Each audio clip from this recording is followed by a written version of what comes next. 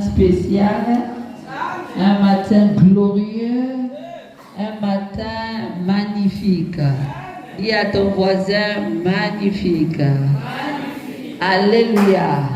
Parce que c'est comme si papa était là. Alléluia. Donc il est là par l'apôtre Adrien. Amen, amen. Alors ce matin, on sera énormément béni par le canal des noms de Dieu qui nous vient de très loin de la RDC. C'est le frère à papa. Alléluia. On l'a voulu le retenir quelque part, mais il a dit non, moi je dois aller à l'église de mon frère. Amen. Donc il a déclassé d'autres programmes juste pour être là, dans le but de te connecter à ta destinée. Alléluia.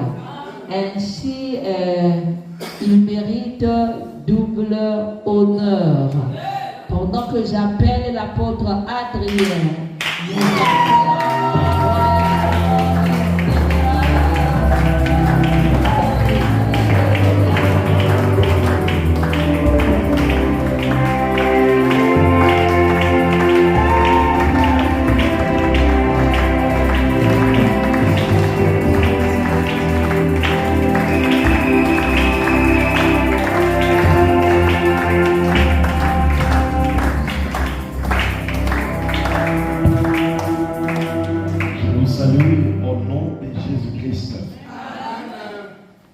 et je suis pleinement dans la joie d'être au milieu de vous. Nous allons nous asseoir un instant. Je rends grâce à Dieu pour ce que Dieu a fait au travers de son serviteur, le docteur Alpha Abraham Lupete, et un frère pour moi. Et depuis notre petite enfance, nous avons été appelés au Seigneur. Et nous étions encore écoliers à l'époque, je me souviens. Mais on a grandi dans la foi. Nous avons appris à servir le Seigneur ensemble et aussi à implanter des églises déjà dans la communauté où nous sommes issus. Nous avons implanté des églises.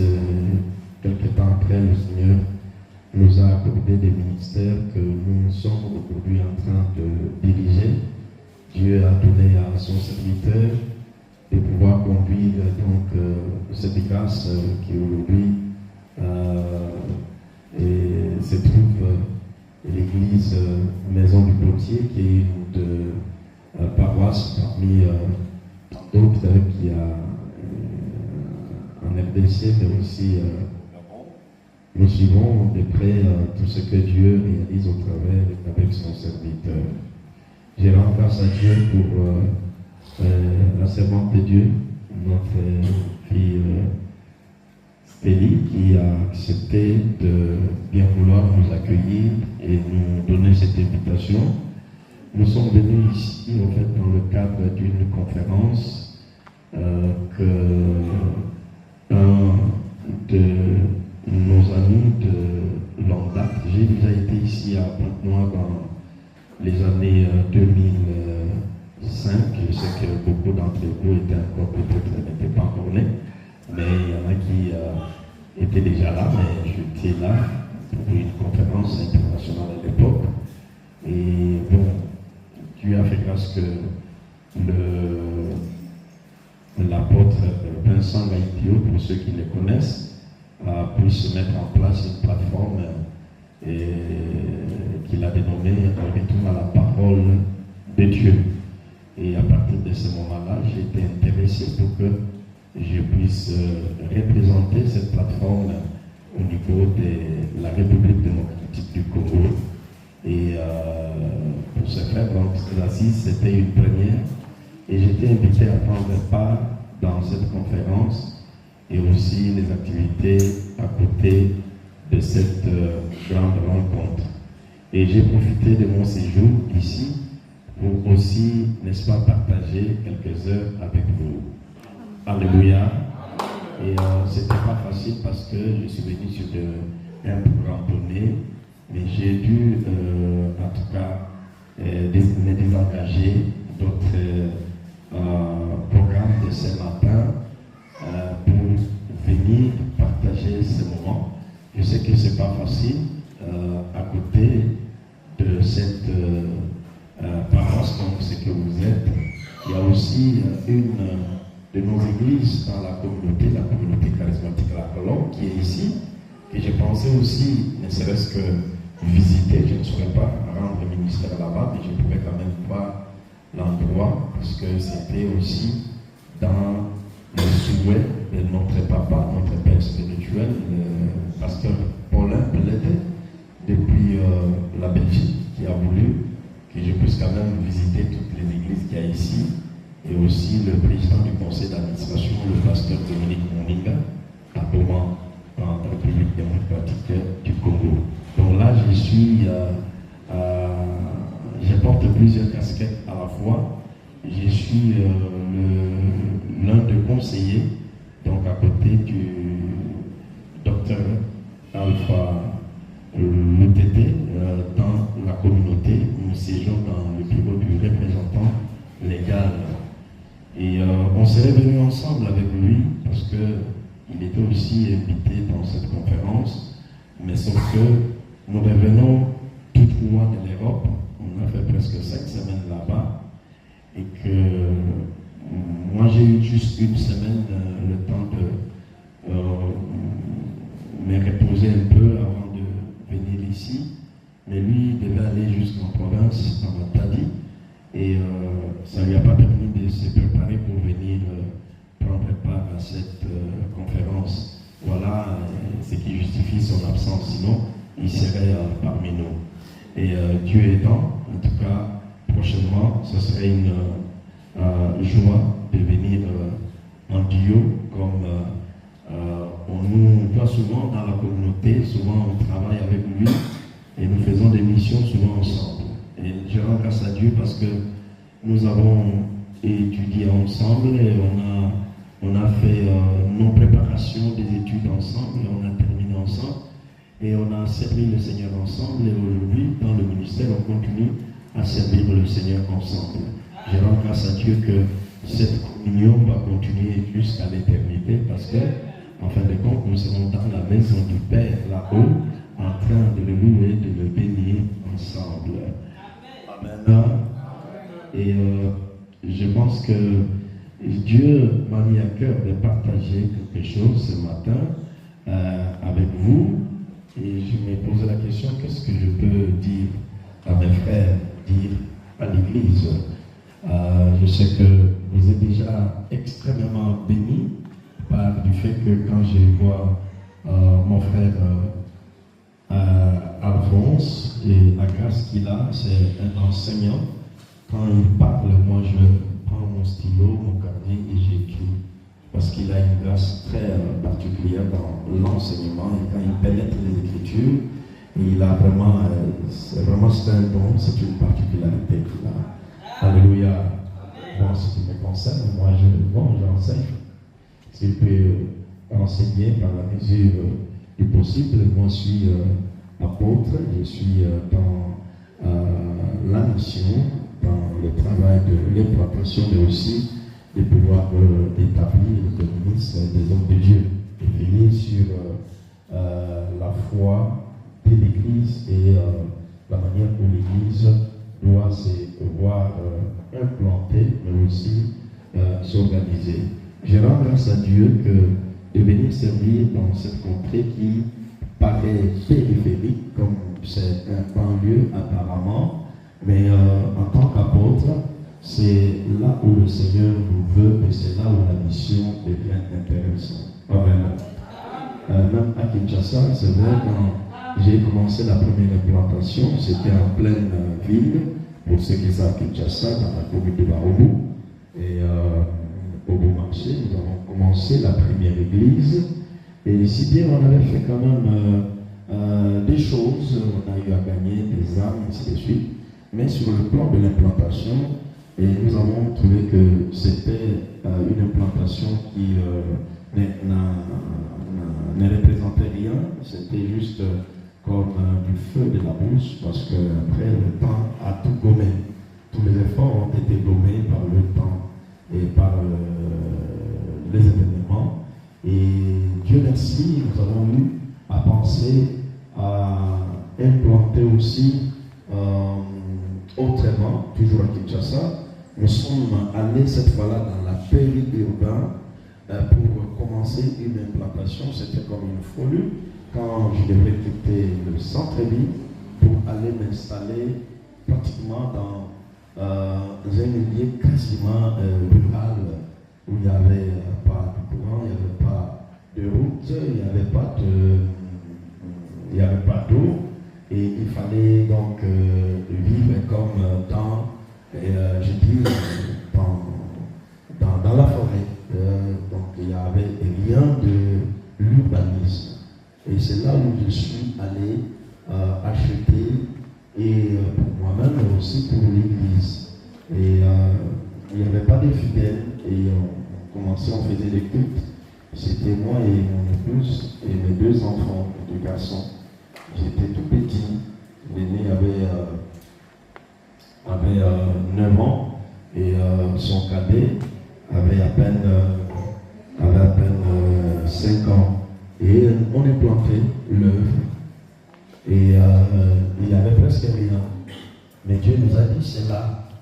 Et nous nous sommes mis au travail, et pendant que nous avons persévéré, Dieu a fait grâce.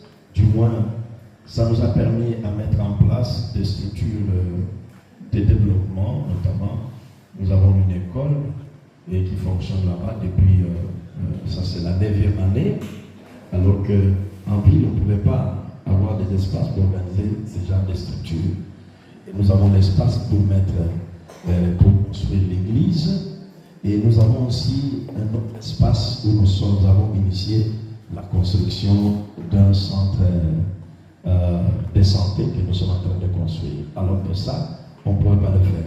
Et par le temps qui passe, donc 15 ans depuis que nous nous sommes installés dans le coin, et on a vu maintenant du bout, parce que quand il y a eu un projet de désenclavement de la ville, et on devait faire passer une route de contournement qu'on appelle la rocade, et ça passe exactement juste à côté de l'église. Donc l'église se voit automatiquement désenclavée. Alléluia. Amen. Et maintenant, pour acheter le terrain, ceux qui viennent par la suite, ils ont de la peine parce que les espaces, les terrains ont pris tellement de la valeur, et les prix deviennent pratiquement impossibles d'acquérir. Pourquoi? Parce que la terre prend de la valeur au fur et à mesure le temps passe. La terre n'a jamais diminué de valeur. La terre fait que monter des valeurs. C'est ça le principe. S'il y a une chose qu'on ne peut pas dévaloriser, c'est la terre. Et souvent les gens ne font pas attention. Quand Dieu a dit à Abraham, il dit, va vers le pays que je te montrerai. Quand on dit pays, il faisait allusion à la terre. Alléluia. Et quand il est arrivé dans la terre des Canaan, Dieu lui a dit, regarde, ce que tu vois, je te le donne. Et Dieu voulait ce qu'Abraham prenne possession de la terre.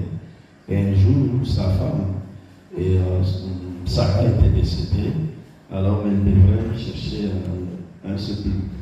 Alors les gens du pays lui ont dit, mais attends, tu peux enterrer ta femme où tu veux, calmement. Il dit, non, je dois acheter.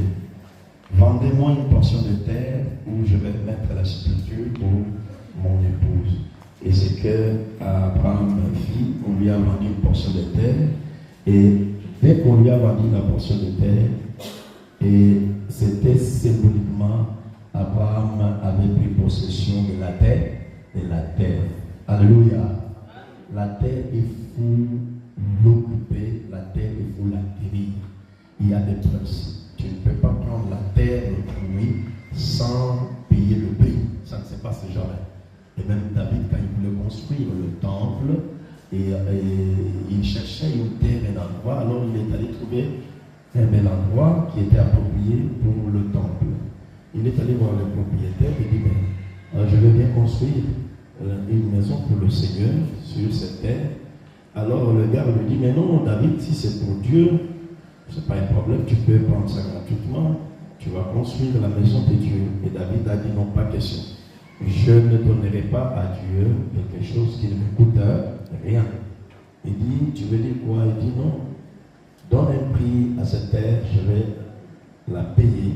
Et à partir de ce moment-là, je bâtirai la maison de Dieu. Donc, le lieu du temple, aujourd'hui, c'était acheté à qui? Par David. C'était l'offrande de David. Il a acheté une terre pour la maison de Dieu.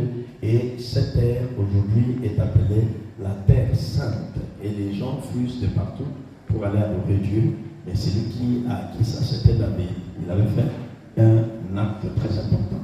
La Bible dit, tous les que fleurent la plante de vos pieds, sache que je vous les donne en héritage. Alléluia. Amen. Alléluia. Amen. Et est-ce que tu comprends que maintenant, parce que tes pieds sont ici, Dieu veut dire tout simplement qu'il te donne cet endroit en héritage. L'endroit, ça veut dire quoi? Ce n'est pas seulement ici, mais c'est toute la contrée. Ayez une vision avec Dieu. Dieu veut travailler, Dieu veut agir avec des personnes, des hommes et des femmes qui ont une vision pour lui, une vision de la conquête. Parce que nous devons conquérir les âmes avec l'évangile, avec la parole de Dieu. Mais ces âmes-là, nous ne devons pas les conquérir comme ça, bye. Attends, le ciel, c'est une promesse, c'est une espérance. Mais entre-temps, nous sommes encore les deux pieds sur terre. Alléluia. L'église, nous devons la bâtir ici. L'église, nous n'irons pas bâtir l'église au ciel. L'église au ciel, nous n'aurons plus à faire à l'église.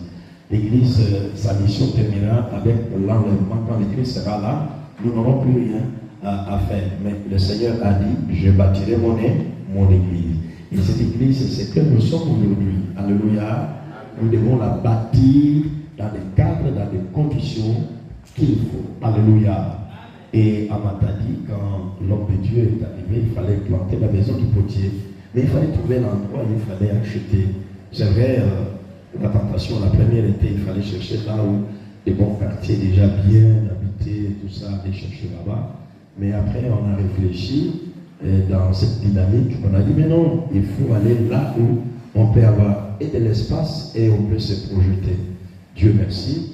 Et on a eu un terrain, je pense que vous connaissez bien, donc maison du potier, Amatadi, déjà possède un terrain qui lui est propre. Et là, hier, je parlais avec le docteur, il était en plein chantier, en train de faire des aménagements. J'ai d'ailleurs fait le plan, parce que moi, je suis concepteur en construction, donc je suis un concepteur et constructeur en tant qu'architecte, donc je fais le plan pour construire cet ouvrage. Et je sais que dans les jours à venir, nous aurons un grand temple là-bas.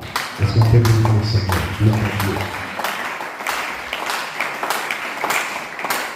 Ah oui. Lisons la parole de Dieu. 1 Corinthiens 15, le verset 1er. 1 Corinthiens 15, verset 1er.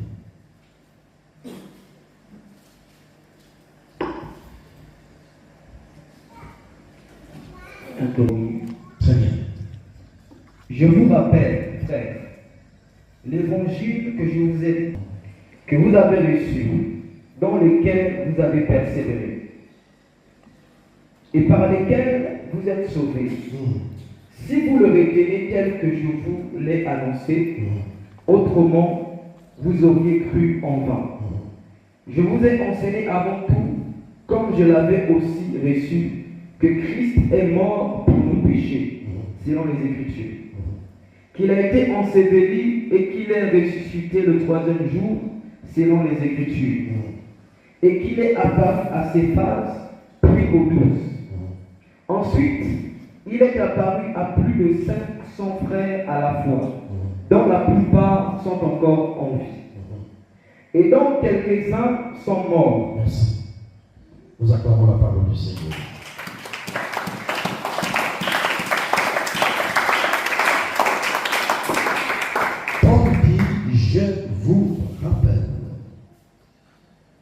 dit un rappel, ça veut dire des choses qui ont déjà été dites ou connues, mais il arrive des fois qu'on oublie, qu'on ignore, mais ça nécessite un rappel.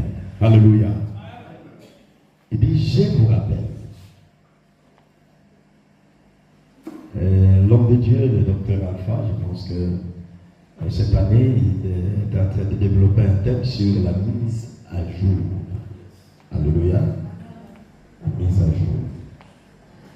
Mais ici, moi je pense que lorsqu'on parle de mise à jour, mais aussi, c'est une façon en fait de voir où nous sommes et d'où nous venons, où nous sommes, où allons-nous. C'est très important.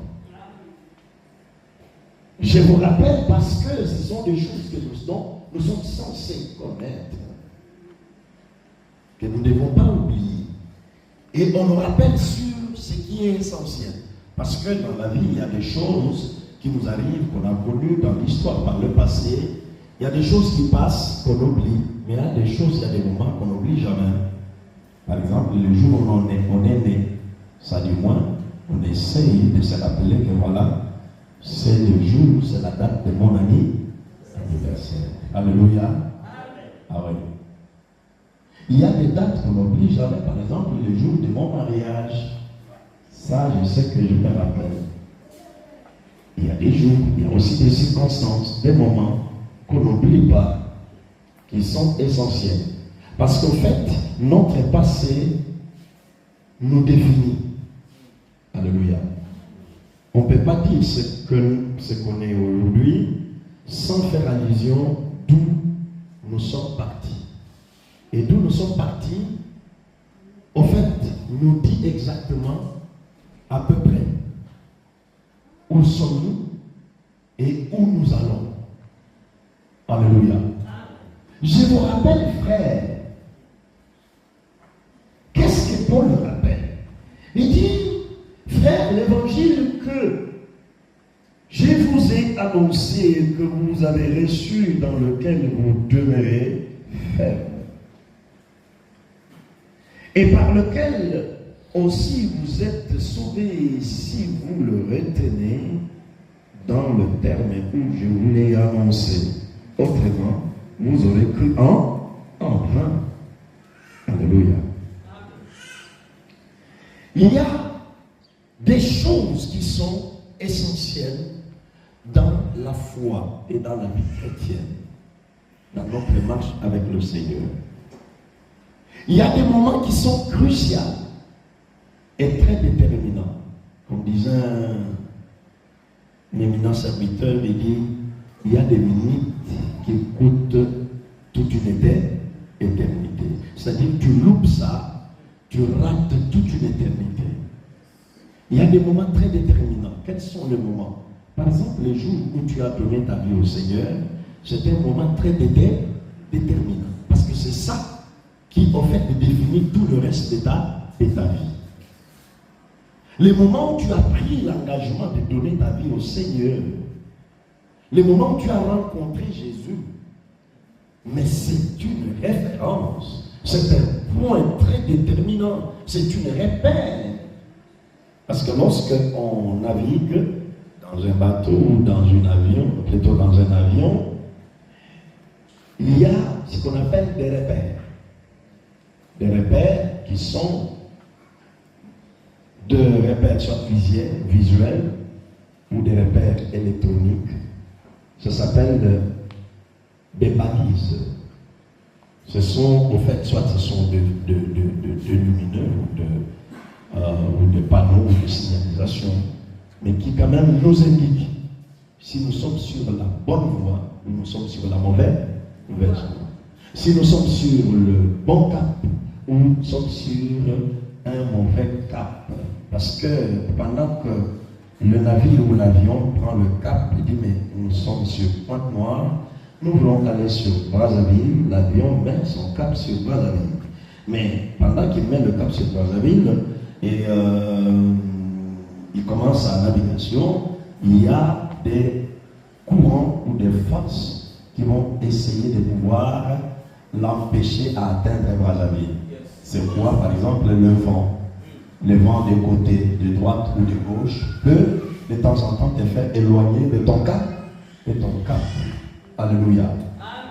Et l'effort que le pilote fait, c'est de temps en temps de remettre son avion sur le cap. Le cap, c'est la route qui t'amène à la destination. Alors, de temps en temps, il y a les forces qui essaient de te mettre à la dérive. Alléluia. Qui te met à la dérive, c'est-à-dire qui t'éloigne de ta route. Alors, si tu ne fais pas attention, de temps en temps, de corriger la dérive qui essaie de se créer, tu risques de te retrouver ailleurs. Tu pensais aller sur Brazzaville, mais tu peux te retrouver sur Kinshasa. Tu allais sur Brazzaville, mais tu peux te retrouver, tu es peut-être ailleurs. Tu n'es pas dans ton cas. Et il y a des chrétiens qui sont en train d'évoluer, ils sont en train de marcher, de faire des courses, et même des serviteurs qui servent, mais pensant qu'ils sont sur la bonne route, mais peut-être ils se sont déjà écartés du droit et du bon chemin. Voilà pourquoi, lorsqu'on roule dans la voiture, de temps en temps, on regarde sur le rétroviseur pour voir ce qui vient derrière, mais aussi on a devant nous le grand, disons, vitre qui nous montre la route là où nous allons, et on doit s'assurer que c'est la bonne route. Je vous rappelle, l'évangile, c'est un atout. Mais qu'est-ce dit l'évangile? L'évangile de Christ, c'est quoi? L'évangile, c'est la bonne nouvelle. Mais cette bonne nouvelle consiste en quoi? Ici, on le définit. L'évangile consiste en ceci. Christ est mort, premièrement, pour nos péchés. Alléluia. Christ est mort pour nos péchés. Paul nous rappelle, est-ce que tu sais que Jésus est mort pour tes péchés? Qui se rappelle encore que Jésus est mort pour ses péchés? Alléluia. Donc, s'il y a des choses, tu peux tout oublier pendant que tu marches, tu évolues. Mais il y a des choses que tu ne peux pas oublier. Entre autres, Christ est mort pour mes péchés. Et ça, c'est selon les Écritures. Alléluia. Ce n'est pas selon la prophétie ou le message de la prédication du pasteur ce matin ou de l'apôtre. Non. C'est écrit. Alléluia. L'écriture dit Christ est mort pour nos péchés. Ça, il y a une chose que nous ne doit pas oublier.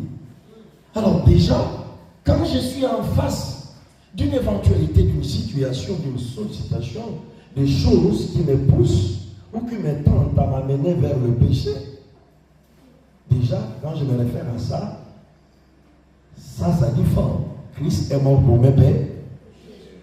Est-ce que je dois encore aller dans le péché? Non. Qui a compris? Alléluia. Donc chaque fois quand je vois un vent, une force qui essaie de m'écarter de ça, Christ est mort pour mes péchés. Mais l'ennemi, le diable, la chair, le monde et tout ce que nous rencontrons essayent de faire gommer, oublier cette réalité. Je dis non. Je dois chaque fois corriger le cas et me remettre sur le cas. Christ est mort pour mes péchés. Et comme Christ est mort pour mes péchés, donc là, je ne suis plus dedans. L'affaire des péchés, là, moi, je ne suis plus dedans. Est-ce que tu peux dire avec moi, c'est cette affaire de péché, moi, je ne suis plus dedans.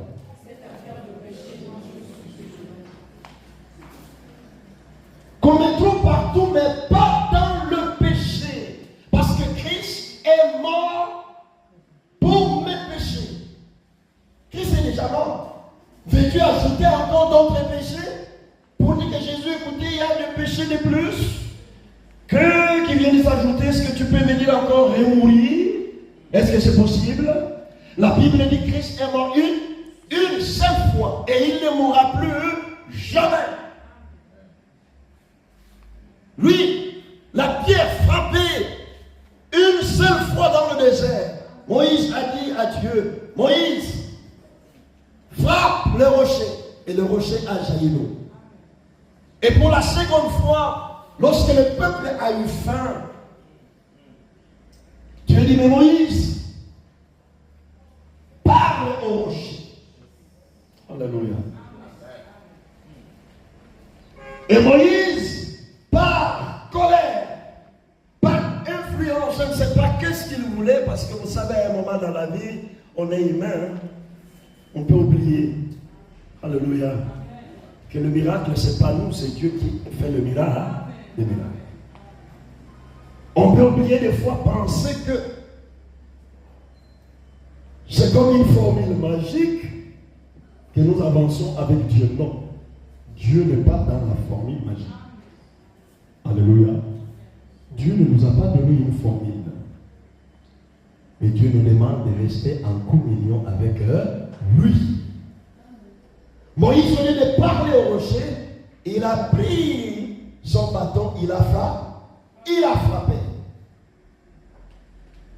Moralité, l'eau est sortie. Le peuple a bu. Mais lorsque Moïse rentre vers le Seigneur, Dieu dit, Moïse, tu n'as pas sanctifié mon nom. Il dit, mais quoi? Il est miracle. Le peuple a bu, tout le monde est dans la joie. Il dit, Moïse, je ne suis pas dedans. Ça c'est pour toi. Tu voulais te mettre en vedette, c'est bien bon. Mais moi, je n'ai tiré aucune gloire. Alléluia. Oh, mais Dieu, je l'ai fait comme d'habitude. Il dit, non, Moïse, je ne t'ai pas demandé de faire comme d'habitude. Moi, je t'ai demandé de faire ma volonté. Il dit, mais tu veux dire quoi? Il dit, mais à cause de ça, Moïse, tu n'entreras pas dans la terre promise.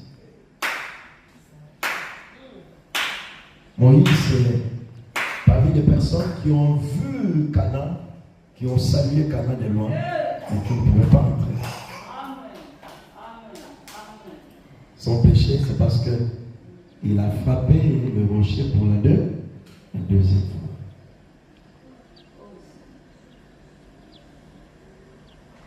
Corinthiens au chapitre 10 nous dit qu'ils avaient un rocher qui les suivait. Alléluia. Et ils marchaient seulement dans le désert. Ils voyaient seulement par moments l'eau est sortie du rocher. Mais ils ne savaient pas que ces rochers étaient un rocher vivant qui marchait avec eux. Dieu est tellement grand. Parfois, il est rocher, parfois il est le feu, parfois il est l'arbre, parfois il est l'eau, parfois nous ne savons pas comment il se révèle, mais Dieu est dans sa parole. Parfois il prend la forme humaine. Et vous allez l'entendre parler comme un homme, alors c'est Dieu qui parle. Quand Dieu parlait à Samuel, Samuel pensait que c'est Élie qui était en train de parler. Il dit, mais Élie, tu m'as appelé. Élie lui dit, mon fils, je ne t'ai jamais appelé, va te coucher. Mais comme ça continuait, à un moment, Élie lui aussi a compris, dit, mon fils, la voix que tu entends, ce n'est pas la voix de l'homme, ce n'est pas ma voix, c'est la voix de Dieu. Alléluia. Dieu quelque part, tu peux voir une femme, devant là, tu vois Stélie en train de parler, tu risques de voir c'est elle, mais c'est Dieu qui est en train de te parler.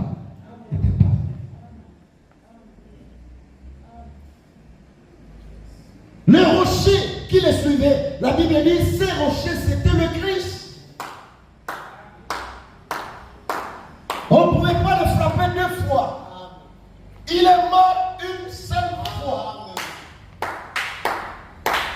Lui, c'est le rocher, la pierre éprouvée, dont Isaïe dit, j'ai placé en Sion une pierre valeureuse, une pierre précieuse, une pierre éprouvée, quiconque la prendra pour appui n'aura pas hâte de fruits. Cette pierre, c'est Jésus. La prêtre première fois, Moïse a frappé, oui, ça s'accepte. Il est mort pour nos pères. Mais, au moment où Christ est déjà mort pour nos péchés, toi tu continues dans le péché, la Bible est pour toi. C'est-à-dire que tu es en train de demander à Jésus de rentrer encore à la croix. Tu dis, Seigneur, ça n'a pas suffi. Tu dois encore passer encore du temps sur la croix pour payer encore la dette de mes péchés. Moi, je n'ai pas abandonné le péché, je n'ai pas abandonné le publicité, le vol, le mensonge, seulement pour abandonner, non. Mais c'est à cause de la mort de Jésus. Quand je me souviens de ce que Christ est devenu sur la croix à cause de mes péchés, je me dis non, Seigneur, ça serait tellement ingrat que je puisse encore faire un tour là-bas. Alléluia. Ça serait ingrat pour moi qu'on me voie encore dans ces choses. Car la Bible dit, le châtiment qui nous donne la paix est tombé sur lui. Et c'est par cette maîtrise que nous sommes guéris. Est-ce que tu le sais? Je vous rappelle, frère, que Christ est mort pour nos péchés, selon les Écritures. Pour que vous ne vous conduisiez pas, vous ne vous comportiez pas comme vous voulez. Que vous ne fassiez pas les choses comme vous voulez. Christ est déjà mort. Et il porte encore les marques de la croix. Thomas, qui avait des doutes, qui ne croyait pas que Jésus était ressuscité, passé pour lui. Et il dit, moi si je ne mets pas mes mains dans ses mains où est passé les clous, je ne croirai pas. Alléluia. Il n'avait pas terminé son séminaire de doute et que Jésus lui est apparu et dit, Thomas, avance tes doigts. Alléluia. Et Thomas est tombé, genou contre terre. Il a dit, oh, Seigneur et mon Dieu. Il a reconnu la divinité de Jésus. Il a regretté. Mon frère, ma soeur, le jour où tu comprends le sens de ce que Jésus a accompli sur la croix, et que tu es dans le péché, et que tu es dans le monde, tu regrettes. Tu dis, Seigneur, je regrette. Alléluia. Alléluia. Quelque chose que tu n'as pas encore regretté, tu ne peux pas abandonner ça. Moi, je vous dis, quelque chose que tu n'as pas encore regretté, tu ne sauras pas renoncer à ça. Mais moi, je veux t'exhorter ce matin, par les compassions de Dieu, à regretter ta vie passée, la vie du péché. Ce n'est pas la vie qui honore Dieu. Ça n'honore pas le Seigneur. Christ est mort pour nos péchés, selon les Écritures. Il a été enseveli. Ça, c'est ce que dit la Bible. Il a été enseveli. Et pourquoi Christ a-t-il été enseveli? Mais c'est le pire qui valait, parce que nous étions morts dans notre péché, dans notre inconduite. Et dans cette mort-là, pour revenir à la vie, il fallait d'abord passer par la sépulture, et de la sépulture, la résurrection. Parce que la résurrection n'a pas de sens quand il n'y a pas la mort. Alléluia. On ne peut pas parler de la résurrection s'il n'y a pas la mort. Ni t'étais la mort, on ne parlerait pas de la résurrection. C'est vrai, on dit, mais écoutez, Dieu, quand il disait que même le jour où tu en mangeras, tu mourras. En fait, Dieu savait dire que l'homme allait pécher. Oui, Dieu savait. Alléluia. Parce que la résurrection était dans son plan. Alléluia. La résurrection de Christ était planifiée avant même la fondation du monde. Alléluia. La résurrection de son propre fils, son unique. Vous savez, Dieu ne pouvait ne pas tout créer. Jésus seul lui suffirait. Alléluia. Jésus seul lui suffit. Jésus, c'est le tout de Dieu. Dieu existe même sans les anges. Dieu existe sans le ciel et la terre. Il existe. Il reste Dieu. Alléluia. Ce n'est pas notre existence qui fait que Dieu soit Dieu. Dieu est Dieu par lui-même. Et ce n'est pas du fait que tu crois en lui qu'il est Dieu ou que tu n'as pas cru. Ça fait quelque chose. Ça ne modifie rien en lui. Jésus existe et il est Dieu depuis l'éternité. Il est le tout de Dieu. La Bible dit, tout a été créé par lui et pour lui. Et rien de ce qui existe n'a existé sans lui. Il est le tout de Dieu. On pouvait tout ravir à Dieu. Le diable pouvait tout faire, tout ce qu'il pouvait faire, mais ça ne dit rien à Dieu aussi longtemps que Dieu a son fils. Qu'il a établi l'héritier de tout. Alléluia. Jésus est l'héritier de tout. Et pourtant, c'est Jésus que Dieu nous a donné. Écoutez ce que dit la Bible. Car Dieu a tant aimé les. Et il a donné. Il a donné de l'argent. Il a donné des francs CFA. Il a donné des parcelles. Attends. Il a donné des habits. Parce qu'il a tant aimé, il a donné des mariages. Mais parce que Dieu a tant aimé, alors il a donné le miracle. Dieu a donné quoi? Il a donné quoi? Son fils unique. Il n'y en a pas deux. Unique. Et pas n'importe. Dieu, quand il parle de Jésus, il dit, celui-ci est mon fils bien-aimé, en qui j'ai mis toute mon affection. Tout. Alléluia. Si Dieu a un sentiment, il en a pour Jésus. Tu as compris quelque chose? Si Dieu a un sentiment, son sentiment, il l'exprime en Jésus. Si Dieu pense quelque chose, il pense ses pensées, il le révèle par Jésus. La Bible dit, mais si lui, il n'a pas épargné son propre fils, mais il nous l'a donné. Non, des fois il y a des gens qui disent, mais Seigneur, j'ai prié, j'ai demandé, mais si tu ne me donnes pas ça, moi je refuse, alors à ce moment-là j'abandonne, je ne prie plus. Tu n'as rien compris. Tu n'as rien compris. Ah oui, déjà des gens qui disent, mais écoutez, Seigneur, cette fois-là, si je n'ai pas du travail, je n'ai pas du mariage, j'arrête tout. Ou je ne lis même plus la Bible, je ne fréquente même plus l'église. Tu n'as rien compris.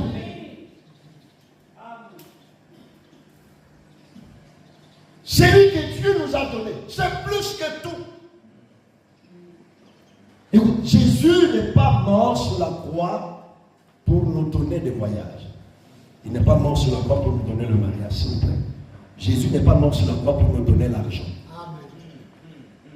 En tout cas, convenons. Il n'est pas mort sur la croix pour nous donner les vêtements. Est-ce que tu comprends?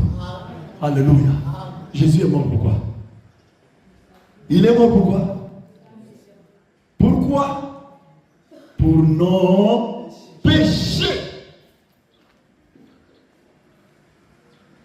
Et comme Christ est mort pour nos péchés, comme Dieu nous a donné Christ, c'est-à-dire tout ce dont nous avons besoin, trouve la réponse en ça. Voilà pourquoi Jésus dit, cherchez premièrement le royaume et la justice de Dieu. Et toutes choses vous seront données par-dessus. Quoi? Aujourd'hui, l'Église est en train de chercher le superflu, est en train de chercher ce qui n'est pas essentiel. Alors que Dieu nous a donné l'essentiel qui est tout alors. Jésus est tout.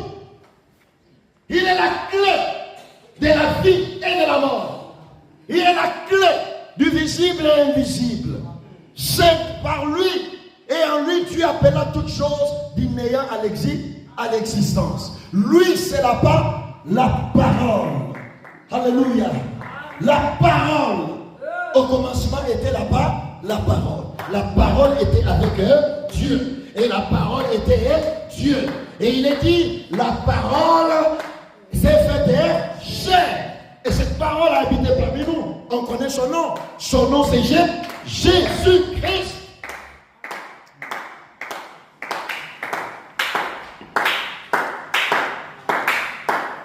Que des foules se rassemblaient autour de Jésus. Par moments, il venait parce que, à certains épisodes, Jésus a commencé à donner les gens du pain et des poissons.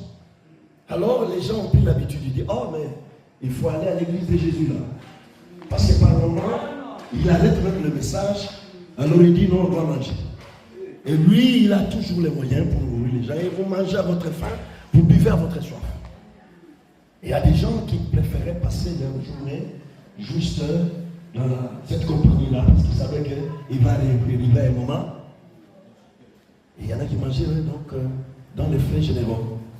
Ils n'avaient plus à faire des programmes, de lourds programmes à la maison, parce qu'ils savaient que déjà là, à l'église, tout était OK. Il y a des gens qui venaient que pour ça.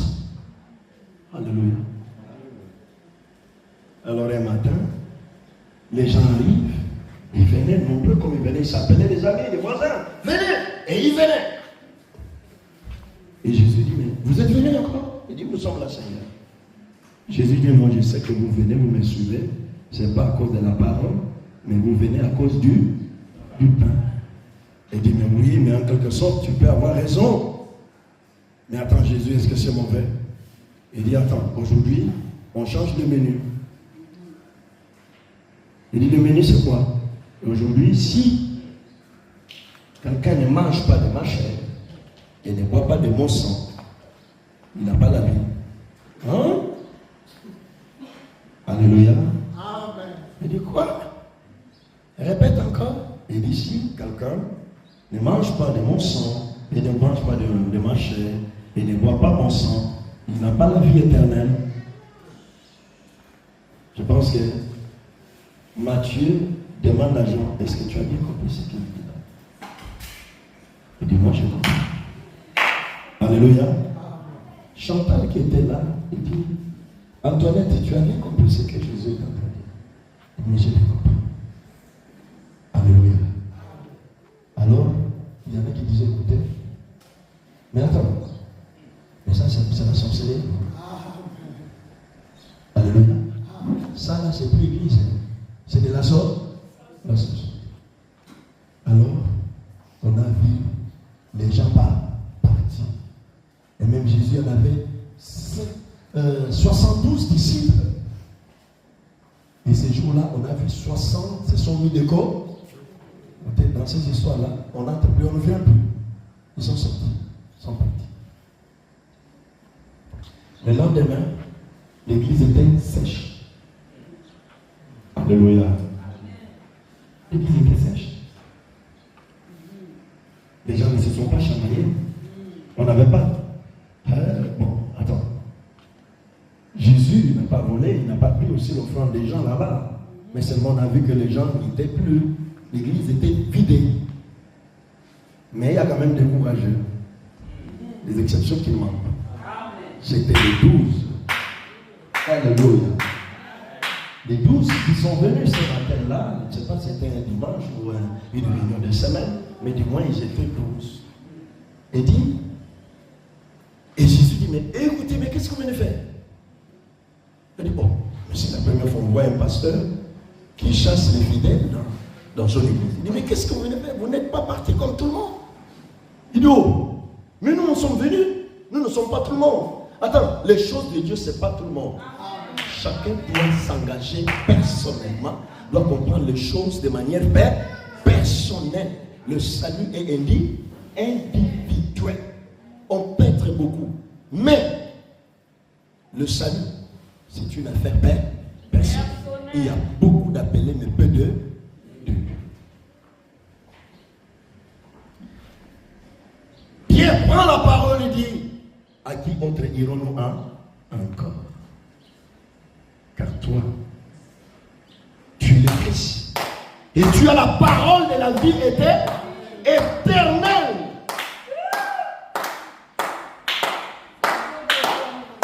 J'aime bien Pierre parce que quand Pierre prend la parole, je me mets à l'épisode comment Pierre s'est converti. Vous savez, Pierre s'est converti comment? Les jours où Jésus rencontrait Pierre, il était avec ses compagnons, il venait de terminer une pêche nocturne. Et cette pêche-là, c'était vraiment un fiasco, un chaos. Je ne sais pas, il avait pris peut-être des engagements avec les commerçants, il devrait leur donner des poissons, mais il se rend compte que le matin, là, il n'avait rien à fournir à ses clients. Il était déçu, découragé. C'est en ce moment-là qu'il voit un homme, un monsieur, qui lui dit, hey, Simon, tu peux me prêter ta barque? Alléluia. Il dit, mais non, il n'y a pas de souci. Malgré, mais il a accepté quand même de lui prêter la barque. Et c'était Jésus qui est monté sur la barque. Jésus n'était pas pêcheur. Je pense que Pierre n'avait pas, il savait que Jésus n'avait pas intention d'aller avec sa barque pour aller pêcher. Jésus, tout le monde le connaissait, c'était un charpentier. Mais pourquoi il demande là-bas? Il voulait parler à la foule qui était au rivage de la mer. Il se servait d'un principe simple, physique. Il se met sur la mer, il parle, et le vent ramène sa voix sur le rivage. C'est comme ça que Jésus prend la barque de Pierre et il se met, il commence à parler. Et pendant qu'il parlait, vous et moi, on ne sait pas exactement qu'est-ce que Jésus est en train de parler sur la barque. Et la barque, c'était la barque de Pierre. Et quand il termine sa prédication, il regarde Pierre. Bon, j'ai fini, mais attends, vous n'avez rien? Il dit, Rabbi, nous n'avons rien. Alors Jésus dit, prenez maintenant votre barque, allez jeter le filet. Alors Pierre dit, nous avons péché toute la nuit. Et nous n'avons rien reçu. Mais, sur ta parole, Pierre venait d'écouter quoi? La parole. Sur ta parole, moi là, j'irai et je jeterai le filet. Une pêche qui se faisait nuitamment. Et il savait que c'est la nuit qu'il pouvait attraper des poissons et de gros poissons. Et les jours, tout le monde savait que les poissons sont allés en profondeur, ils se reposent. Avec les mouvements des bateaux, des gens sur le rivage, il n'y avait plus presque des poissons dans les environs. Mais, parce que la parole est sortie, parce que Jésus est là-bas, la parole. Alléluia. Jésus était dans sa barque. Cette parole parlait où de ça? La barque qui est la vie de Pierre. Alléluia. Alléluia. Jésus est là-bas, la parole. Quand tu le reçois, tu as la parole en toi. Il est tout. Il est tout ce dont tu as besoin. Il est tout ce dont tu cherches. Christ est en lui, tu as tout mis. Tu cherches quoi? Tu as besoin de quoi? Moi je te dirais, va fouiller dans Christ. Va chercher dans Christ. Tu trouveras. Mais ce dont tu as besoin, c'est rassurer. Est-ce que Christ est dans la barque? S'il est là, ok. Il a jeté le filet dans l'eau. Le filet est descendu. Le filet est descendu. Comme Jésus était là, il dit, bon ok, ça y est. Tirez le filet. Il tire.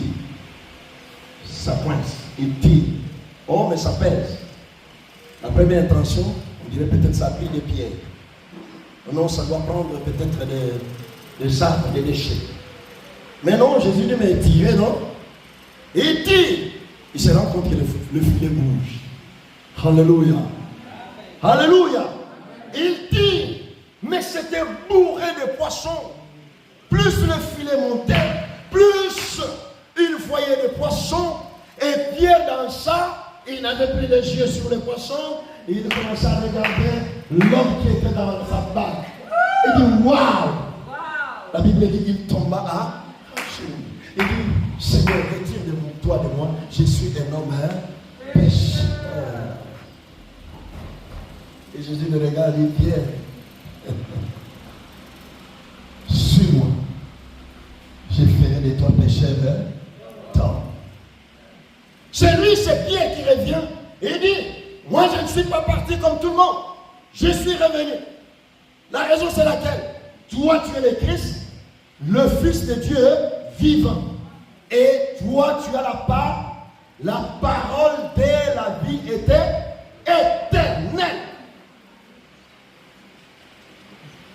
Dis Jésus est la parole. Jésus est la parole. Moi, je suis venu te rappeler ce matin que Christ est mort pour nos pères, selon nos Écritures. Qu'il a été enseveli. Le troisième jour, il est ressuscité. Il n'est pas resté dans le tombeau. Alléluia. Il est allé au tombeau parce qu'il avait une mission. Parce qu'il devait aussi libérer les captifs qui étaient dans la mort. Et après les avoir libérés, il est sorti du tombeau. Et à l'heure où je vous dis, Jésus est assis à la droite du Père. Il nous prépare une place, il revient très, très bientôt. Est-ce que tu es prêt à l'accueillir? Jésus revient prendre ceux qui l'attendent, venir ou revenir. Jésus ne vient pas prendre ceux qui sont là, qui prient, non. Jésus vient chercher ceux qui l'attendent revenir. Alléluia. Voilà pourquoi quand nous sommes à la table, il nous est dit, pendant que nous mangeons à cette table, nous continuons à annoncer sa mort, à témoigner sa résurrection et à annoncer aussi son règne. Je te rappelle, mon frère, même quand rien ne marche, même si tu as une situation, je ne sais pas, que ce soit de maladie, de santé, du travail, tout ça, parce qu'il y a bien des choses qui essayent de nous mettre un peu à côté de l'objectif principal. Moi, je vais te dire, ne t'éloigne pas du cap, ne t'éloigne pas du rocher, ne t'éloigne pas de l'espérance. Tout peut nous quitter sauf Jésus. Tout peut te quitter sauf Jésus. Tu peux tout perdre sauf Jésus. Tu peux tout manquer sauf Jésus. Quand on vient chez toi, qu'on trouve Jésus. Quand tu as Jésus, tu as tout.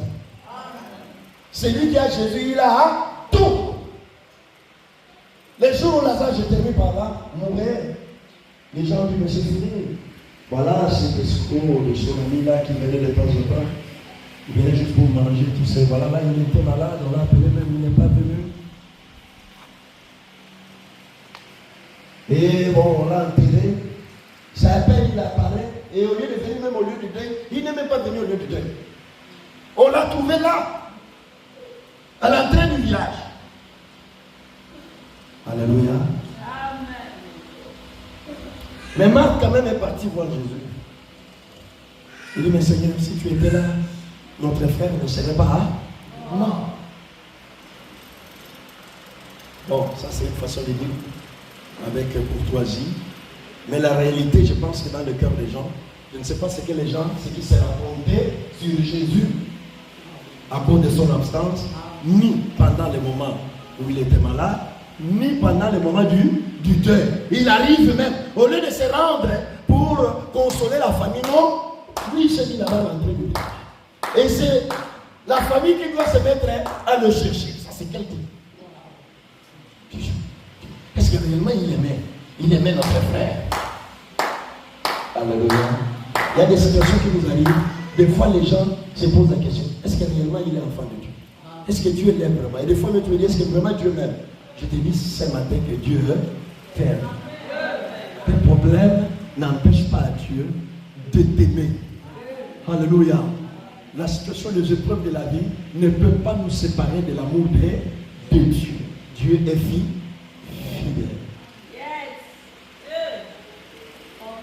vient dire à Marie, mais tu sais que le maître est là. Il dit, tu es sûr? Mais oui, je l'ai vu. Mais pourquoi il n'est pas venu ici? Mais bon, on ne sait pas, mais je sais qu'il est là. Et Marie, qui va là où était Jésus-Christ. Et quand Marie voit Jésus, elle dit, oh Jésus, mais ça, toi, tu étais là, notre frère ne serait pas là. Non. Alléluia. Alléluia. Et quand Jésus entend ça, il entend ça, ce n'était pas la première fois. C'était pour la deuxième. La première fois, sa sœur Marthe lui a dit cette même parole, mais n'a rien changé, n'a rien modifié en Jésus. Jésus était toujours sur place. Mais quand c'est Marie qui dit la même parole, la même prière à Jésus, que si tu étais là, notre frère ne serait pas là. La Bible dit Jésus pleure. C'est le plus court verset de la Bible. Alléluia. Jésus pleura. Pourquoi? Quand Marie dit ça, Jésus pleure. Parce que Marie n'était pas n'importe qui. C'est cette femme-là qui s'est tenue au pied de Jésus. Elle écoutait la parole. Marie était à la cuisine pour s'occuper de la nourriture physique. Mais Marie était au pied de Jésus pour s'occuper de la nourriture spirituelle. Et Jésus dit, Marie, après avoir pleuré, dit, où l'avez-vous? Ça change. Et là, Marie n'a pas répondu. Elle dit, suis-moi. C'est la première fois que j'ai vu Jésus se mettre à suivre quelqu'un. Quelqu'un. Et ce quelqu'un-là, ce n'est même pas un homme. Une femme. On dit Jésus dit va où? Moi je suis cette femme. Alléluia. Je suis cette femme. Pourquoi? Parce que Marie avait la parole. Dieu est derrière sa parole. Il n'est pas derrière l'onction. Il n'est pas derrière je ne sais pas quoi. Il n'est pas derrière la prédication. Il n'est pas derrière des impressions. Non. Dieu n'est pas derrière, je ne sais pas le nom de la réputation, de la renommée. Dieu est derrière sa parole. Cette femme avait la parole. Jésus s'est dit à suivre Marie. À suivre Marie. Il dit, mais, même les disciples ont dit, mais attends Jésus, on en a assez, non? Depuis quand on doit se mettre à suivre une femme? C'est une folie ou quoi? Il dit, non mais laissez-moi. Et Marie ne parlait pas. Jésus suivait Marie. Jusqu'à ce que Marie la mère devant la tombe et dit c'est ici. Alléluia. Et quand elle dit c'est ici, sa soeur aussi est entrée dans cette logique parce que là où Jésus va avec tout le monde. Tout le monde. Jésus voit la grosse pierre qui était devant la tombe et il dit ôtez la pierre. Marthe dit non, maître, ils sont déjà. Quand on n'a pas la parole, vous allez développer vos doutes. Vous serez dans le séminaire de doute en doute. Alléluia. La foi s'appuie sur la parole. Marthe est dans ses doutes. Il dit mais ils sont des gens. Et là Marie, il n'a rien à dire. Marie savait que la parole est à l'œuvre. Laissez la parole chercher et tout trouver. Laissez la parole récupérer ce que tu as perdu. Laissez la parole libérer tes captifs. Laissez la parole ramener ta santé.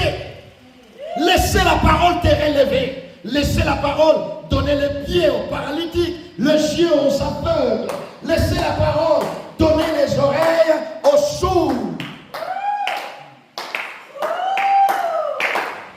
Mais laissez la parole ramener les morts. La parole.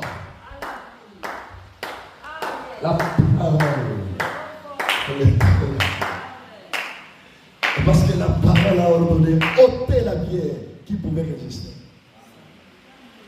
Pendant que Marthe doutait, mais il y avait toujours des gens là qu'on trouve dans le quartier, dans les matins là, qui sont là. Et il dit, mais écoutez, comme il a dit, bon, ôtez la bière. Il y a eu des gens, des garçons, ils ont poussé la bière. Nous allons voir. La pierre était ôtée. Alors les gens regardaient, mais qu'est-ce qu'il va faire? Est-ce que Jésus va entrer dans la tombe? Non, il n'est pas entré dans la tombe. Et quand la pierre est ôtée, il lève ses yeux en haut et prie. J'ai toujours dit, là, il faut prier les yeux où? Là, dans cet épisode-là, on ne ferme pas les yeux. Il ne faut pas me dire qu'on ferme les yeux. Moi, je dis, ah, là, je ne ferme pas les yeux. Ces jours-là, tout le monde avait les yeux ouverts. Parce qu'il fallait savoir qu'est-ce qui va te passer. Il regarde là, et tout le monde regarde aussi. Et il dit, Père, je te rends grâce parce que tu m'exauces toujours. Je ne te prie pas pour moi, mais pour ceux qui m'entourent, pour qu'ils sachent que c'est toi qui m'entoures. Et quand il termine sa prière, alléluia, il tourne ses regards vers le tombe. Il dit, Lazare, sors. Est-ce que vous avez vu quelqu'un entrer dans la tombe? La tombe de ce temps-là, ce n'est pas comme notre tombeau actuel. C'était des grottes. Donc dans une tombe, on pouvait trouver plusieurs corps déposés dedans. Amen. Il y avait une porte où vous entrez. Et personne n'est entré dedans. Mais Jésus a libéré la part. La parole est entrée dans le séjour des morts. Il était en train de chercher un certain Lazare. Un certain Lazare. Alléluia. Et Lazare, si bien qu'on l'a vu mort, mais Lazare n'était pas mort. Parce que Jésus dit, l'heure vient où ceux qui sont dans les sépulcres entendront la voix du Fils d'Homme. Ses oreilles étaient toujours attentes.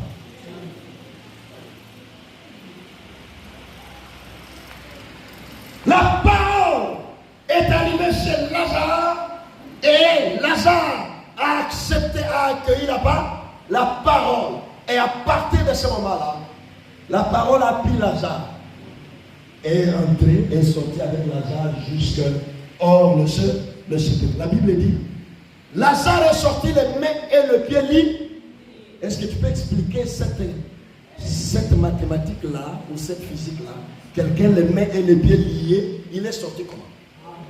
Il marchait comment? Sans civière, sans ambulance. Il n'y avait pas de secouristes. Alléluia. On a vu Lazare sortir, les mains et les pieds liés, mais il est sorti, il était là debout. Et tout le monde regardait. Il y avait des gens qui avaient envie de fouiller. Alléluia. Il regarde celui-ci. Les disciples aussi avaient peur. Mais Jésus leur dit, mais vous attendez quoi? Il dit, mais Seigneur, quoi?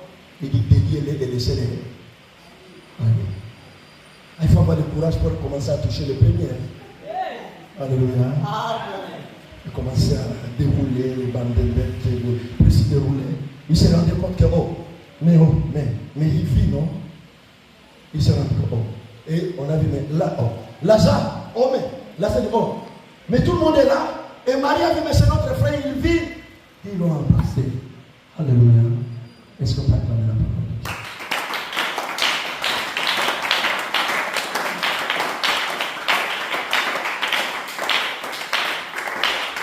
Je vous rappelle sur Jésus, pas n'importe quel Jésus. Jésus qui est mort, qui est ressuscité. C'est Jésus. Il est tout pour nous. Il est la vie. Il est notre salut. C'est dont nous avons besoin.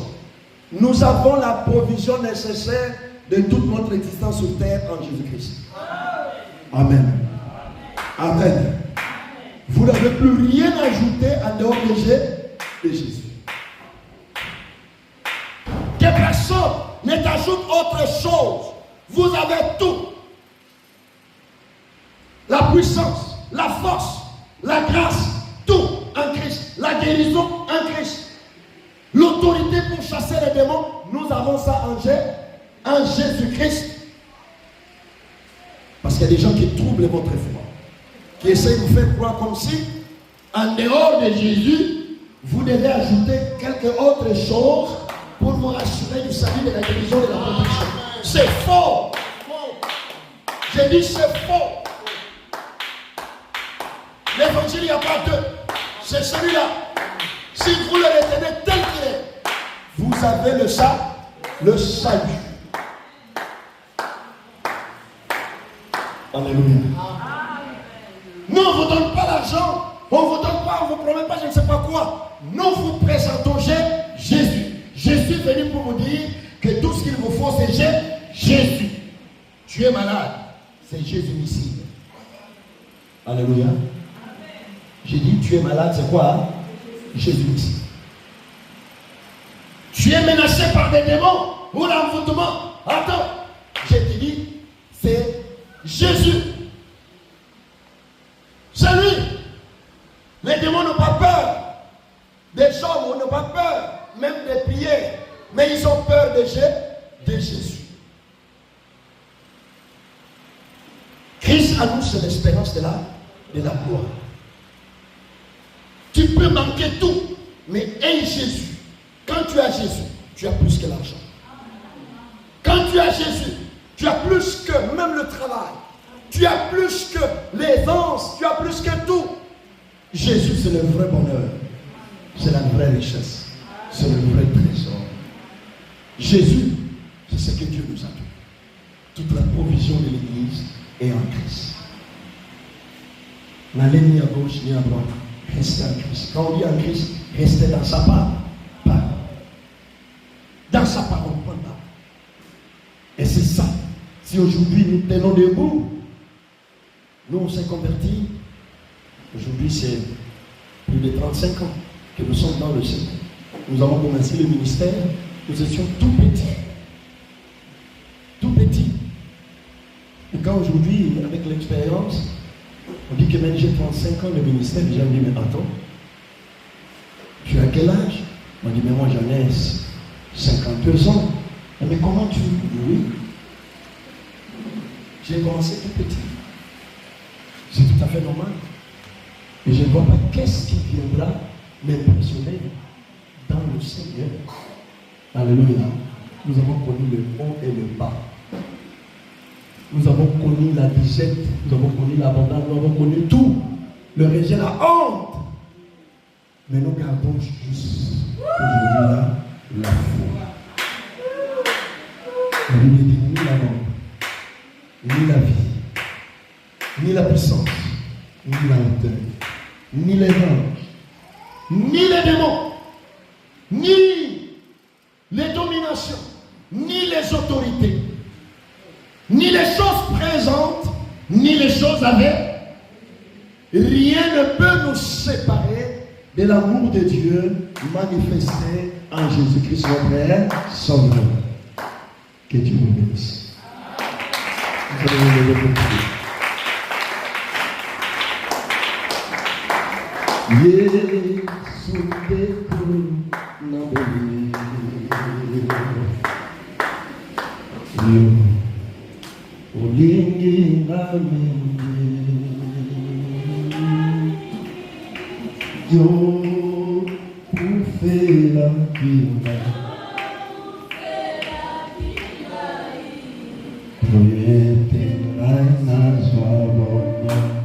Yemba, Alleluia.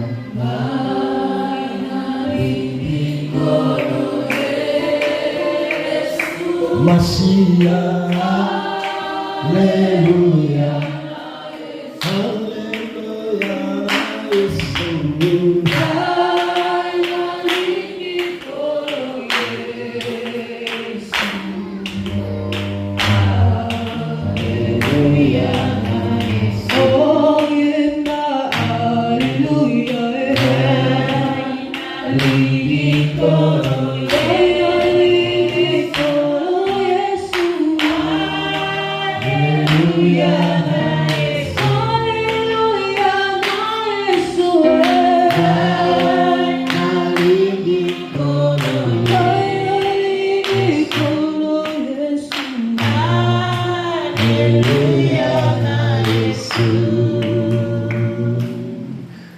Alleluia,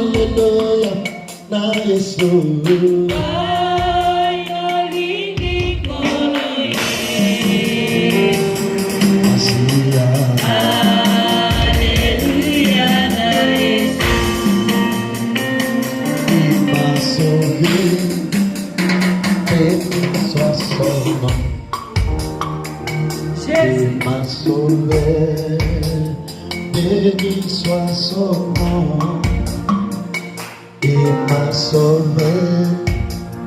Béni soit son nom, mon sauveur. Sois loué à perpétuité.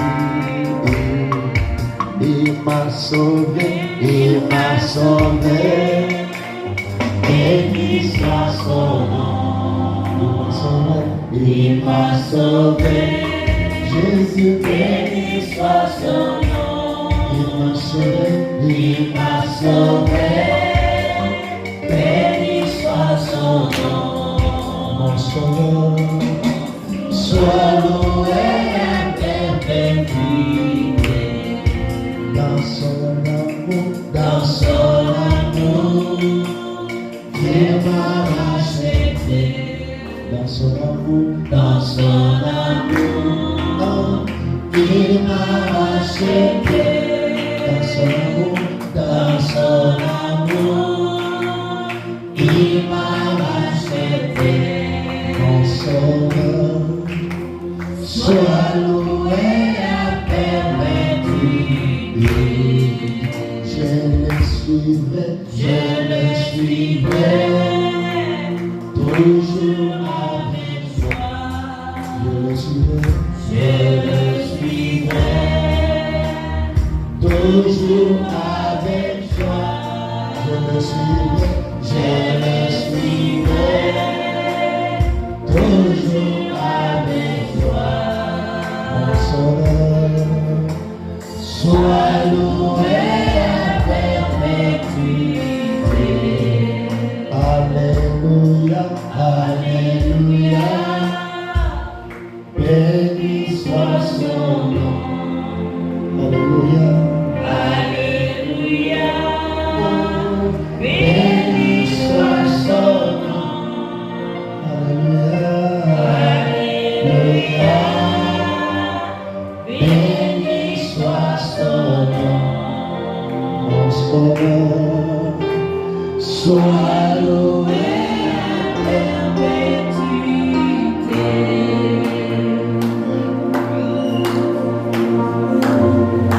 Bénissons le Seigneur pour son salut, pour l'œuvre de la croix, pour tout ce qu'il est pour nous. Bénis le Seigneur, rends grâce à Dieu. Bénis le Seigneur. Jésus est tout. Dieu nous a tout donné. Il ne refuse rien en nous donnant Jésus. Dieu est fidèle. Jésus. Les amis abandonnent, la famille réunie. Mais Jésus, il est fidèle. Jésus est fidèle. L'ami de tout le temps. La provision qui ne tarit jamais. Oh Seigneur, béni sois-tu Seigneur. Toi qui es tout pour nous Seigneur. Toi qui es tout. Alléluia. Merci Seigneur. Merci Jésus.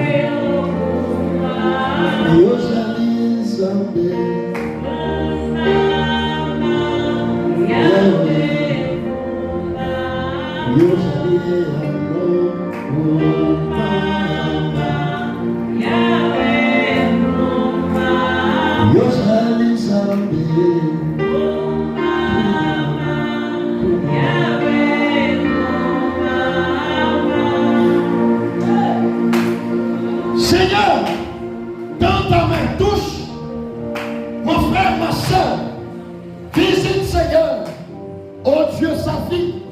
Entre, Seigneur, oh Dieu, dans sa situation. Que tu t'élèves et que tu agis. Oh, merci, Seigneur. Toi qui changes les temps et les circonstances. Tu es Dieu. Tu es le même hier, aujourd'hui et éternellement. Oh Seigneur, tu nous as rappelé ce matin que tu es le même. Tu nous as rappelé ce matin que ta croix suffit. Ta croix pourvit à nos besoins. Ton salut est complet et parfait. Tu connais les besoins de cette église. Tu connais, Seigneur, les défis de cette œuvre. Seigneur, tu as dit tout est accompli. Au nom de Jésus, toute force, toute puissance de l'ennemi, tout ce qui prend la vie des enfants de Dieu, les pensées en captivité, tout esprit impur, j'ordonne maintenant, au nom de Jésus-Christ, qu'aucun démon ne peut plus tourmenter une vie ici. Car Jésus a dit, si donc le Fils de l'homme vous a franchi, vous êtes réellement libre. Sois libre. Qu'aucun esprit impur ne te tourmente, ne te menace. Mon frère, ma soeur, tu es là. Si tu n'as jamais donné ta vie à Jésus, voici l'occasion. Sans Jésus, tu es dans l'insécurité. Sans Jésus, tu es exposé. Tu es comme une brebis sans berger. Jésus est le bon berger. Il prendra soin de ton âme, de ta vie. Si tu n'as jamais donné ta vie à Jésus, voici l'occasion. Sincèrement, s'il y a quelqu'un parmi nous qui n'a jamais donné sa vie au Seigneur, tu peux lever ta main là où tu te trouves. Je vais bien, avant que je termine ce moment, prier avec toi. C'est très important. Laisse Jésus venir dans ta vie. Merci pour mon frère. Lève ta main. Toi qui n'as pas encore donné ta vie au Seigneur. Après tout, c'est la chose la plus importante. C'est ça. C'est prendre l'engagement. C'est rencontrer Jésus. Dis avec moi cette prière de tout ton cœur. Tu l'as dit au Seigneur. Tu parles à Jésus. Jésus est parmi nous. Il est là même. Il est là même devant toi. Alors tu me dis exactement ceci en ces mots. Dis ceci. Dis, Seigneur Jésus, j'ai écouté ta parole. Ce matin, j'ouvre la porte de mon cœur. Entre dans ma vie. Je crois que tu es mort pour mes péchés, selon les Écritures. Je crois que tu es ressuscité d'entre les morts et tu vis pour toujours. Je te donne ma vie. Deviens Seigneur et sauveur de ma vie. Seigneur, je te laisse tout le reste de ma vie. Dirige-moi et conduis-moi. Je regrette mon passé. Je regrette ma vie passée. Seigneur, éloigne-moi du péché. Guide-moi dans le sentier de la justice. Je vais te suivre tout le reste de ma vie jusqu'à ce que tu reviennes. Merci Seigneur Jésus-Christ. Amen. Les bien-aimés qui ont fait cette prière, ne partez pas encore après la prière. Vous rencontrez les encadreurs, certainement le pasteur. Comme ça, il va vous donner des instructions et ce que vous devez suivre par la suite. Et je vais te dire que tu es devenu enfant de Dieu. Et comme tu es devenu enfant de Dieu, tu es le bienvenu dans la famille des enfants de Dieu. Amen. Amen. Alléluia. Je pense que ce matin, Il y a beaucoup de choses à partager, mais je ne voulais pas terminer sans que nous puissions offrir au Seigneur ce que nous avons apporté. Je ne sais pas comment ça se passe ici. Où est le panier de l'offrande? Gloire à Dieu. Alors, nous voulons offrir au Seigneur. Chacun apporte ce qui Dieu lui a mis à cœur. Tu apportes. L'offrande aussi, c'est un moment très capital. Parce que nous apportons au Seigneur ce que c'est le fruit de notre travail, de notre labeur. Alléluia. Et quand tu viens donner à Dieu, tu donnes avec joie. Alléluia. Tu viens donner l'offrande. Je ne demande pas la dîme. La dîme, vous allez remettre comme vous le faites d'habitude. Mais ici, je demande l'offrande. C'est que tu veux, tu penses donner dans ton cœur. Tu ne donnes pas au pasteur ni à l'apôtre. Non. C'est l'offrande. Voyez, moi-même, j'ai donné aussi. Alléluia. Alors, ceux qui veulent ou qui ont préparé une offrande, venez mettre votre offrande ici. Je vais prier pour cette offrande. Après, quand tout le monde nous aura mis ça. Merci pour le Seigneur bénisse. Le chant peut nous aider à travers un cantique pendant que nous avons sorti de l'offrande.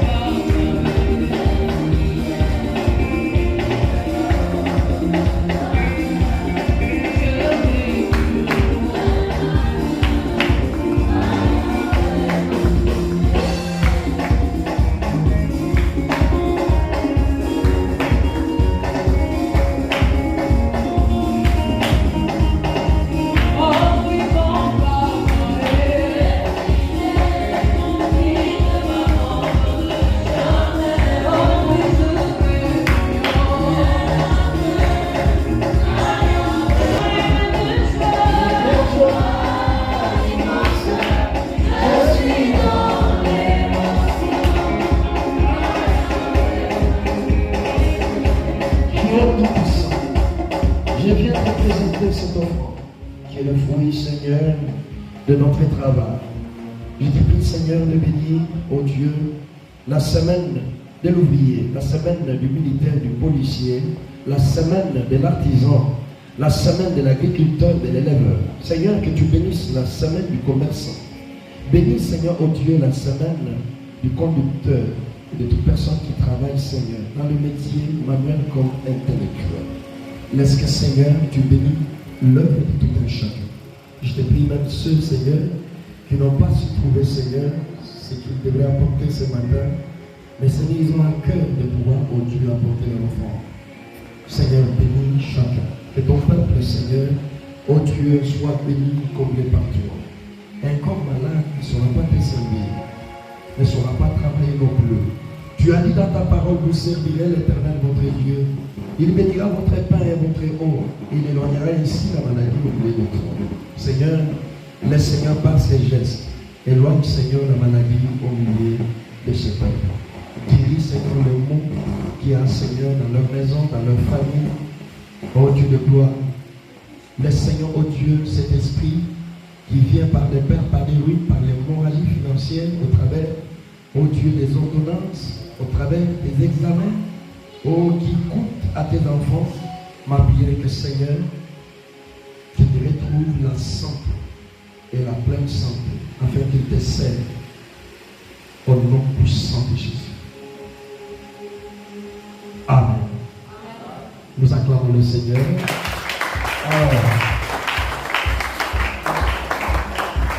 Gloire à Dieu. Je n'ai pas l'habitude, mais je pense que le panier ici, vous avez prévu quelque chose, peut-être pour bénir l'homme de Dieu.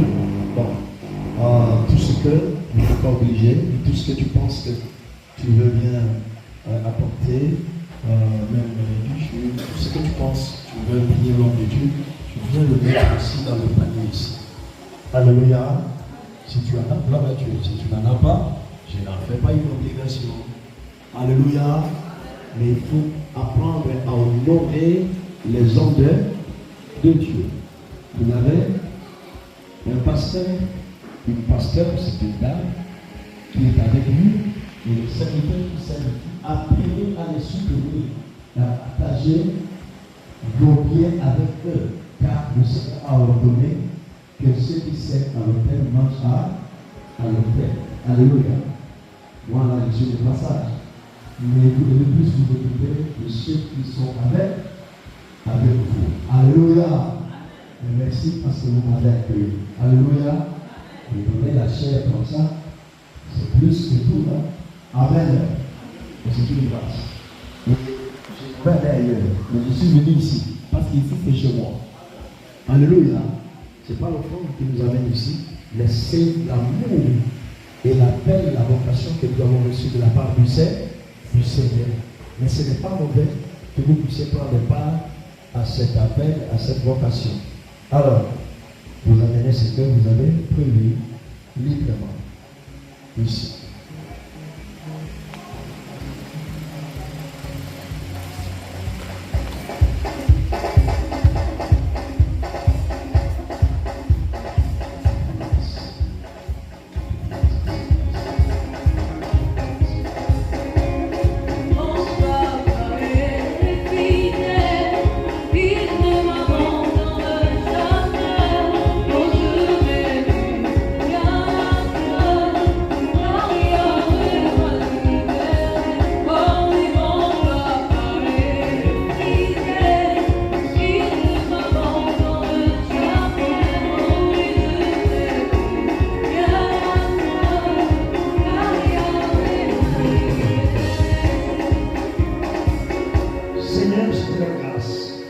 Dans ta parole, si on reçoit, on vous donne un fils qu'un verre d'eau. Oh, que la paix demeure dans cette maison. Oh Dieu Tout-Puissant. Ici, c'est ta maison. Ici, oh Dieu, tu es en famille. Ici, j'ai des frères et des sœurs. Ici, Seigneur, oh Dieu, je suis au milieu, Seigneur, de mes frères et sœurs. Laisse que ce qui m'apporte, c'est une offrande, un soutien fraternel. Que j'accueille et j'accepte, Seigneur, en ton nom. Bénis le Seigneur et donne-leur, Seigneur, oh Dieu, à soutenir chaque fois tes serviteurs, tes servantes, Seigneur, oh Dieu, qui te servent ici.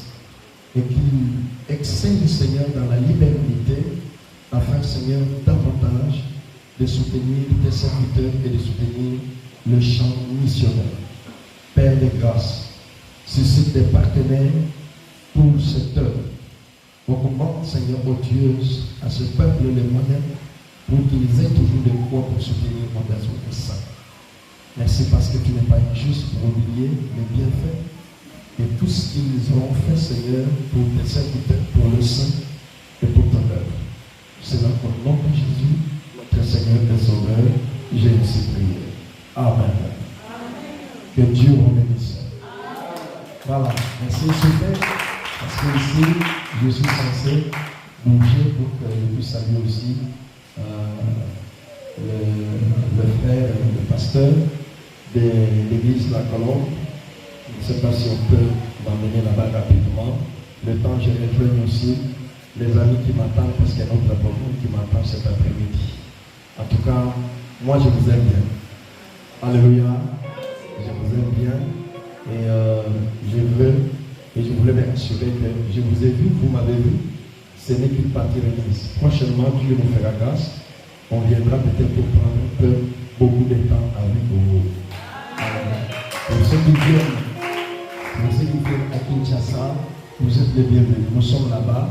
À Kinshasa, nous avons des extensions, notamment de la communauté, l'église La Colombe, à Kassaoum, sur Popo Kabaka, 5. dans la commune de Kassabou.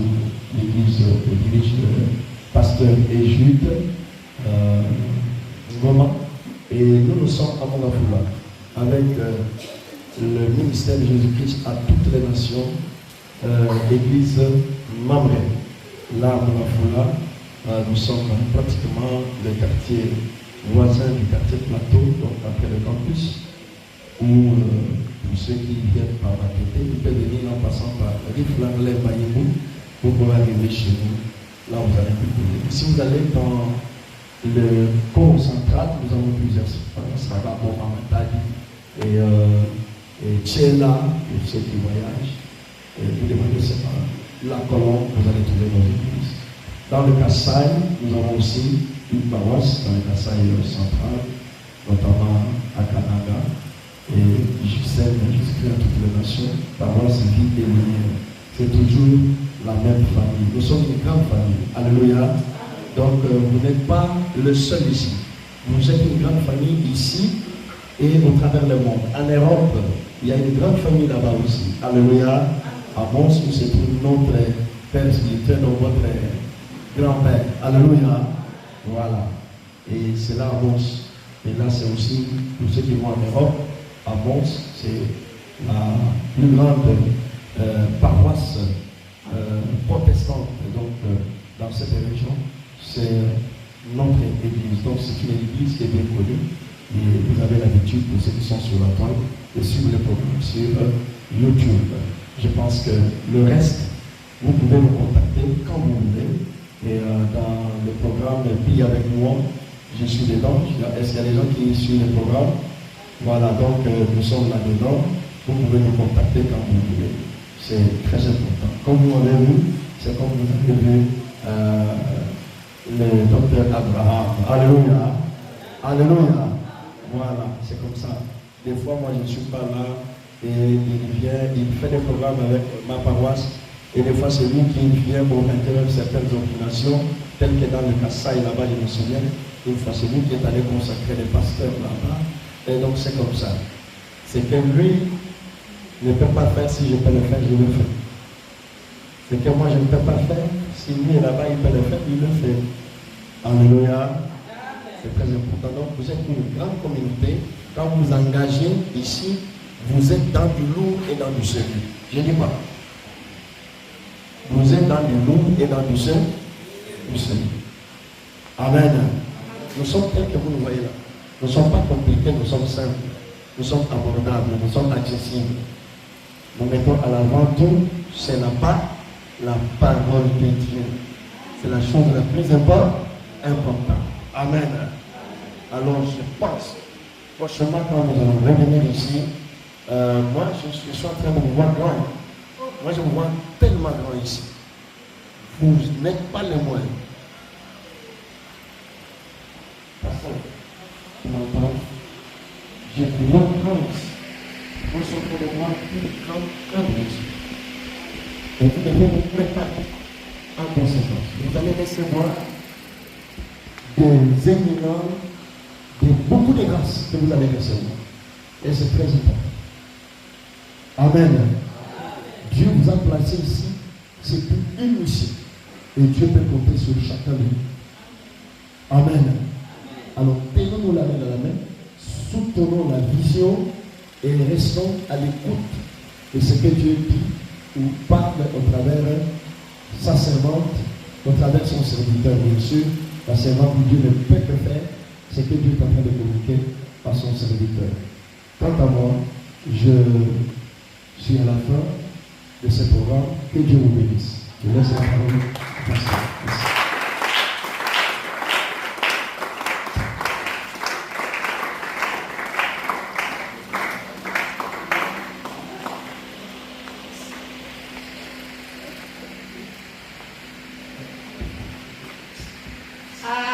Alléluia.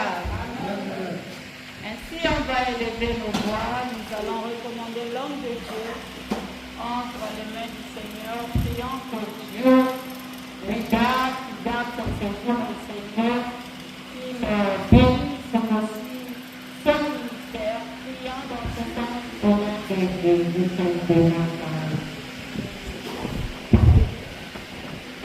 Éternel Dieu